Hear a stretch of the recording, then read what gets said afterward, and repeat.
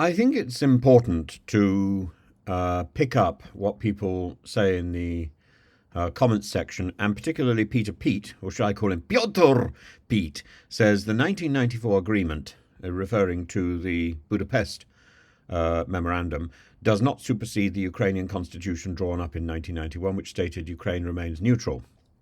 Because Professor Anti-Russia Tim is biased, I don't think that's really my identity. I spent 10 years working in Russia. I have lots of very good Russian friends. I'm not anti-Russian. I am, however, anti-Putin as long as Putin continues in his belligerence from or not from a fridge, pre or post-mortem.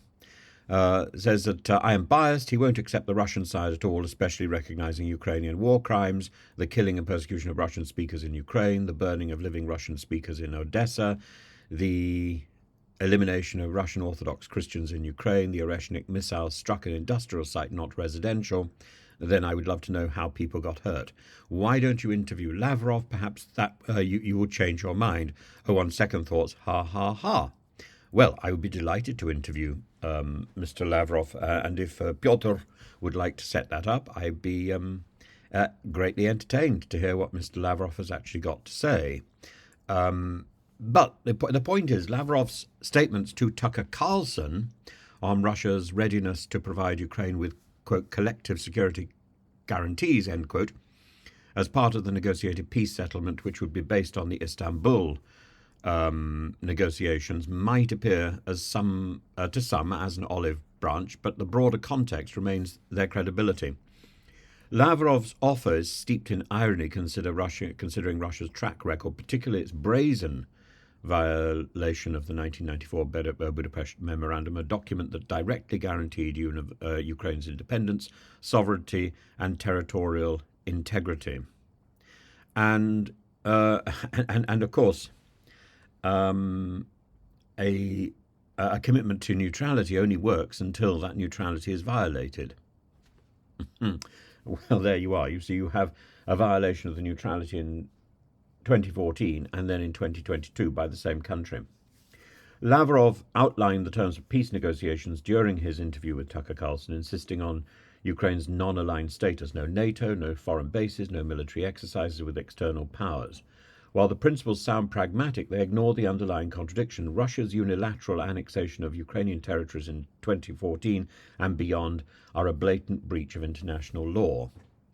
And Ukraine needs to have something to ensure that its neighbour doesn't again break international law and the treaties that it is committed to uphold. And that whether Lavrov himself signed the Budapest Memorandum, which incidentally he didn't, though somebody in the comments has said that he did, Yeltsin definitely did so without any pressure. This was totally unlike the Minsk agreements. The Minsk agreements were very much signed and controlled almost at gunpoint. The Ukrainian powers were certainly not free to make a decision. Lavrov's framing of his conditions as a goodwill gesture conveniently sidesteps that elephant in the room, Russia's obligations under the Budapest Memorandum. And signed by Russia, the United States, the United Kingdom, Kazakhstan, and Belarus, this agreement provided security assurances to Ukraine in exchange for its voluntary relinquishment of the world's third largest nuclear arsenal, and Russia's actions since 2014, annexing Crimea, supporting separatist movements in Donetsk and Luhansk, adding to those separatist movements with the Wagner forces and the paramilitary troops that it sent into those regions, and it now claims sovereignty over parts of Zaporizhia and Kherson, violate nearly every clause of that agreement.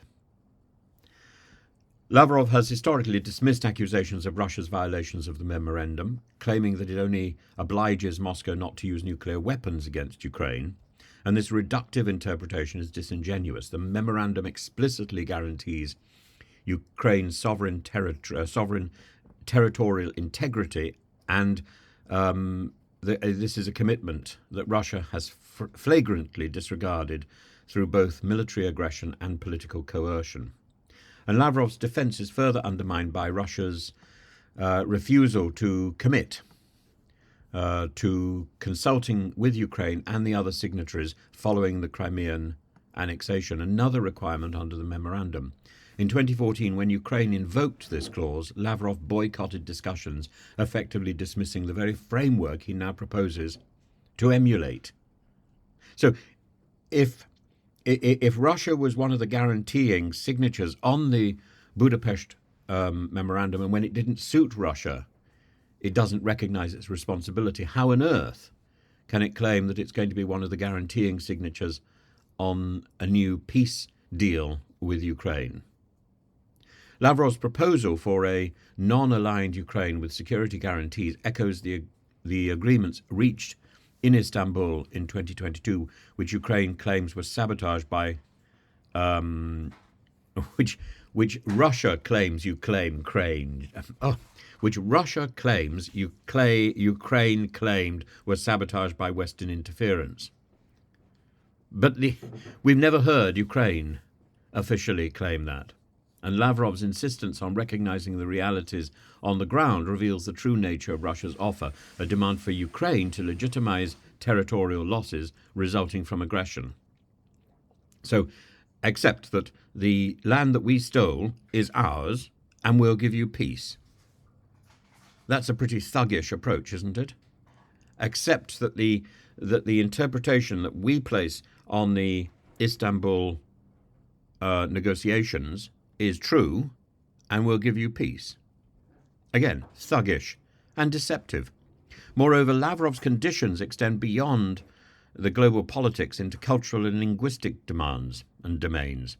Russia's grievances about Ukraine's laws on Russian language, media, and the Ukrainian Orthodox Church, which of course have taken place since 2014, since their annexation of Crimea, and since the invasion of Ukraine proper, may resonate with Moscow's domestic audience, but hardly justify military invasions or forced annexations.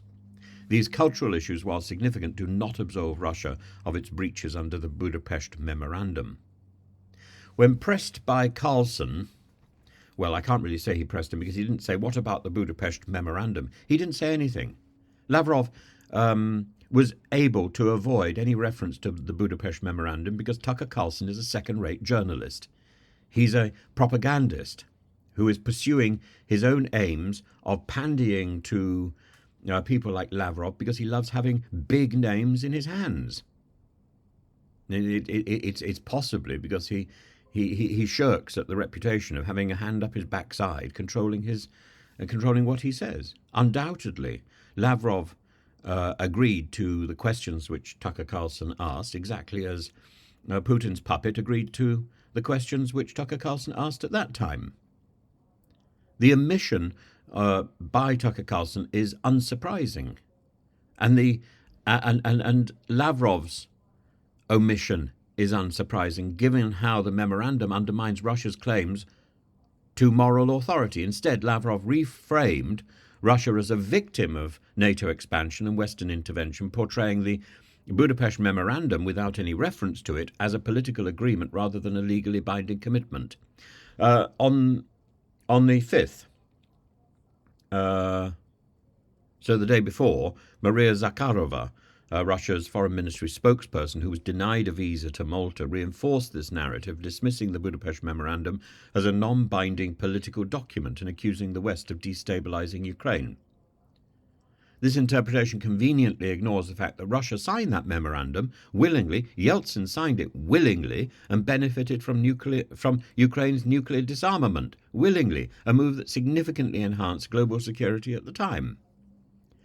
Lavrov's offer raises questions about the credibility of Russia's commitments and Russia's integrity. If Moscow cannot uphold its obligations under the Budapest memorandum, why should Ukraine or the international community trust that any new guarantees put forward by Russia will be treated in any different way?